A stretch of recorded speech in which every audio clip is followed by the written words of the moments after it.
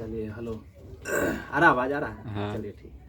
देखिए आज जो है से आप लोगों को भारती भवन मैथ शुरू करने जा रहे हैं। इससे पहले भी एक वीडियो हम बना चुके हैं।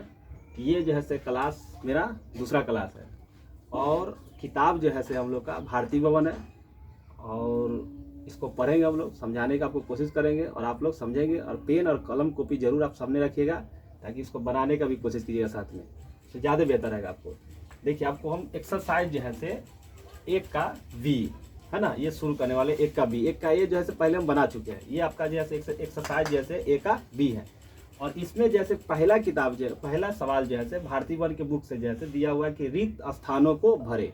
रिक्त स्थानों को क्या करना, भरना है। जब उसमें खोलेंगे तो आप देखेंगे कि पहला सवाल आपको दिया हुआ है कि धन पूर्णांक p अभाज्य होगा यदि p में केवल डैश और डैश से भाग लगे। p में केवल डैश और डैश से भाग लगे। अगर कोई भी अभाज्य संख्या होगा, सपोज कीजिए कि अभाज्य संख्या हम यहाँ पर ले लेते हैं 3, तो 3 में किससे किससे भाग लग सकता है, या तो फिर इसमें 1 से भाग लग सकता है या फिर इसमें 3 से भाग लग सकता है। इसके अलावा किसी भी संख्या में भाग नहीं लग सकता है, किसी से भी नहीं लग सकता है। तो यहाँ करा कि अगर कोई मान लिया जाए संख्या p है तो p होगा, तो यदि p में केवल डैश और डैश से भाग लगेगा तो इसमें या तो 1 से लगेगा भाग या फिर किसी संख्या जब p दिया हुआ तो हमको p से भाग लगेगा। तो इसमें क्या भरना, 1 और p भरना है। उसके सेकेंड सवाल में आएंगे तो इसमें दिया हुआ कि डैश संख्याओं को अभाज्यों के गुणनफल के रूप में लिखा जा सकता है। यानी कौन सी ऐसी संख्या है जिसको अभाज्यों के गुणनफल के रूप में हम लोग लिख सकते हैं। तो अभाज्य संख्या का भी एक दूसरा रूप होता है जिसका नाम है यौगिक संख्या। कौन संख्या, यौगिक। तो हम लोग इसमें क्या भरना है, यौगिक संख्या भरना है। क्या भरना है, यौगिक संख्या। तो दूसरा में हम लोग क्या भरा जाएगा, यौगिक संख्या भरा जाएगा। फिर आगे हम लोग पढ़ेंगे तो उसमें दिया हुआ है कि दो पूर्णांक ए और बी सअभाज्य है यदि मस ए और बी बराबर डैश। आप याद रखेंगे कभी भी सअभाज्य संख्या बोलेगा तो उसका मसा हमेशा कितना होता है, 1 होता है। सअभाज्य कहने का यह अर्थ हुआ है कि एक अभाज्य संख्या होगा और एक भाज्य संख्या होगा। चलिए उदाहरण की तरफ आपको हम समझाने की कोशिश करते हैं। एक समझ किए कि ये भाज्य संख्या है 6, दूसरा जैसे हम लोग ले लेते हैं 7 जो कि भाज्य संख्या, अभाज्य संख्या। कौन संख्या, अभाज्य संख्या। इसको जब हम लोग बनाएंगे तो क्या होगा, इसको गुणनखंड कीजिएगा तो 2 गुने 3, जब किसका करेंगे तो 1 गुने 3। अभी दोनों में जो मिलता है वही मौसा होता है। तो दोनों में क्या मिल रहा है भाई, दोनों में केवल क्या मिल रहा है हम लोग को, तो 1 मिल रहा है क्योंकि 1 ही इसमें दोनों में कॉमन मिलेगा। इसमें क्या हो जाएगा, मौसा कितना हो जाएगा, 1 हो जाएगा। कितना हो जाएगा, 1। तो 1 जब मौसा होगा तो इसमें क्या बोला है कि यदि दो पूर्णांक ए और बी सअभाज्य है यदि मौसा ए और बी बराबर 10, तो इसमें हम लोग क्या भरेंगे, 1 भरेंगे। कितना भरेंगे, 1 भरेंगे। और फिर आगे चौथा सवाल पर हम लोग चलेंगे तो इसमें देखेंगे मौसा दिया हुआ 48,30। कितना दिया, 48,30 बराबर मौसा 30, डैश। ये दोनों में आप देखिए इसमें 48 दिया है, फिर इसमें 30 दिया है, 2 दिया हुआ है, इसमें 1 दिया है जबकि इसमें 1 छूट गया। तो इसमें से कौन छूटा हुआ है, तो 48 छूटा। इसलिए इसमें क्या भर देंगे, 48 भर देंगे। कितना भर देंगे, 48 भरेंगे। फिर सवाल नंबर हम लोग आएंगे 4। कितना बनाना है, 4। उसमें भी दिया हुआ है कि मौसा गुने लसा बराबर डैश। एक फार्मूला होता है कि मौसा गुने लसा बराबर 2 संख्याओं का गुणनफल। तो हम लोग को 2 संख्या क्या हो जाएगी, इसमें एक ए भरा जाएगा, इसमें आपका बी भरा जाएगा। चलिए ये तो आप समझ गए कि फर्स्ट चैप्टर में जो भरने वाला था एक्सरसाइज 1 का बी में जो पहला सवाल का था 1 से लेके 5 तक ले, जो कि हमने भर दिया, आपको बता भी दिया। अब सेकेंड में आप देखेंगे सवाल इसमें दिया हुआ है कि निम्न गुणनखंड में अज्ञात संख्याओं को लिखिए। क्या करना, अज्ञात संख्या को लिखना है। इसमें बताना ए का मान कितना आएगा, बी का मान कितना आएगा और सी का मान कितना आएगा, जो कि बहुत ही सिंपल है, एकदम सिंपल है। समझिए इसको क्या करना, गुना कर देना। तो 17 में 2 से गुना करेंगे तो कितना हो जाएगा, 17 दूना 34 हो जाएगा।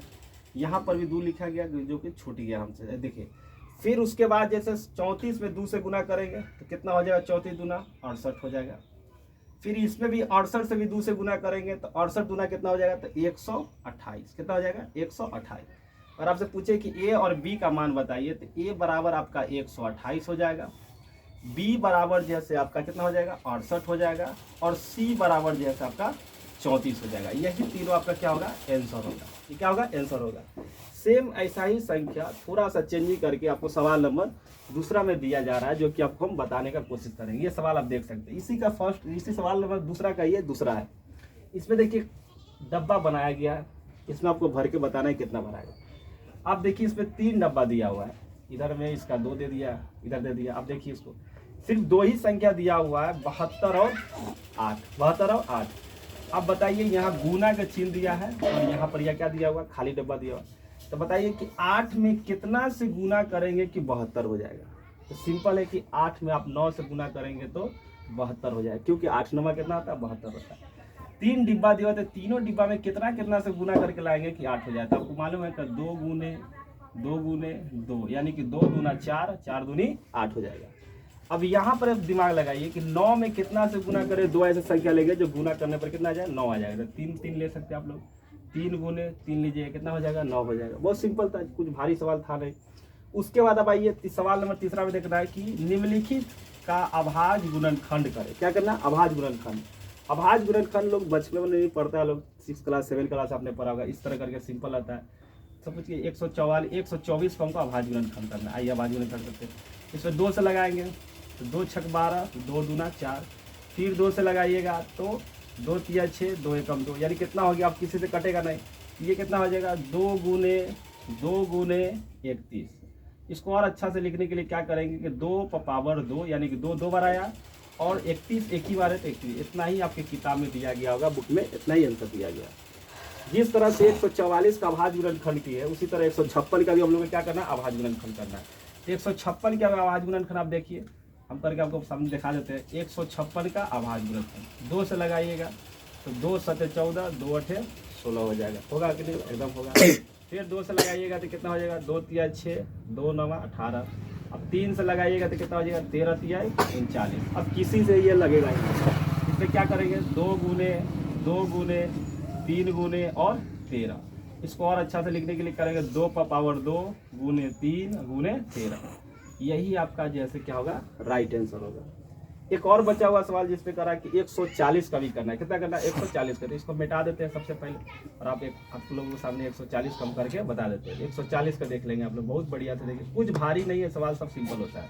इसको क्या करेंगे, 2 से लगाइएगा तो 70 दूना 140।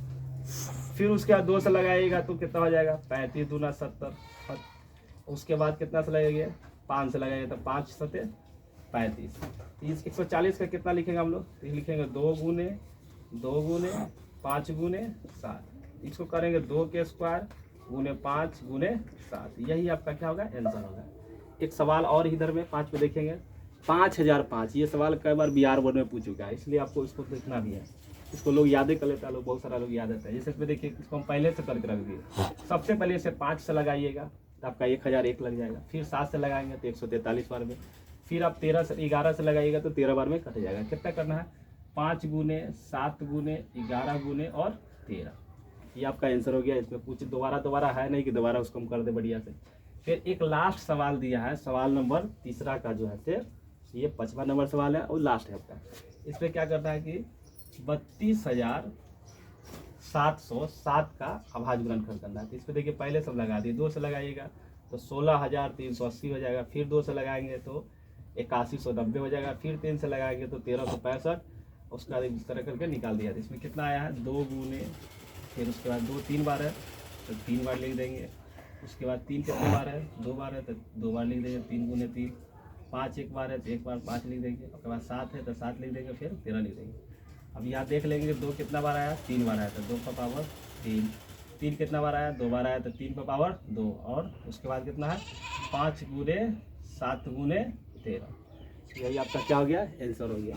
ये आपका जैसे एक्सरसाइज 1 का भी जो है से हमने सवाल नंबर 1 से लेके और सवाल नंबर 3 तक ले हमने बना दिया है। और उसको जो है से आप लोग बढ़िया से कॉपी में उतारेंगे और प्रैक्टिस करेंगे बार बार, ताकि आपको याद रहे। और फिर इसी तरह से फिर हम अगला क्लास लेंगे तो उसमें आगे भी आपको जैसे हम बताते रहेंगे। और इसके लिए आप बढ़िया से उतार लें, ठीक।